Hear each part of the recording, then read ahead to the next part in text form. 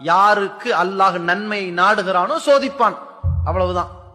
ஒரு மனிதனுக்கு மிக மிக இந்த உலகத்தில் விருப்பத்திற்குரியது எது இருக்கிறதோ அதை இறைவன் கைப்பற்றி விட்டால் அதற்கு பகரமாக இவன் நன்மை எதிர்பார்த்து பொறுத்து கொள்வானேயானால் அவனுக்கு அல்லாஹ் சொர்க்கத்தை தருவான் என்பதை நபிகளார் சொன்ன ஒரு தூதர் தனக்கு ஏற்படுகிற துன்பத்தில் பொறுத்து கொண்டால் நமக்கு அதற்கு சொர்க்கத்தை பகரமாக தருவான் என்பதை தனக்கு பொருந்திக் கொள்ள மாட்டார்களா? யோசிச்சு பாருங்க. உலகத்திற்கே இதை அறிவுரை சொன்னவர்கள். அல்லாஹ்வுடைய தூதர்கள் சொன்னார்கள், மாலி அப்துல் மூமின் இந்தி ஜஸாஉன் இல்லா கபல்து சஃபியஹு மின் அஹ்லி துன்யா.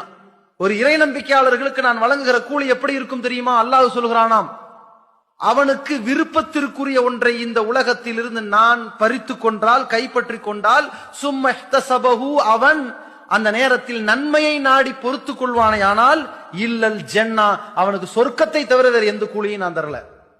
நமக்கு ஏற்படுகிற இழப்புக்கு அல்லாஹ் மறுமையில் கொடுக்கின்ற பரிசு அது. Download ShareChat.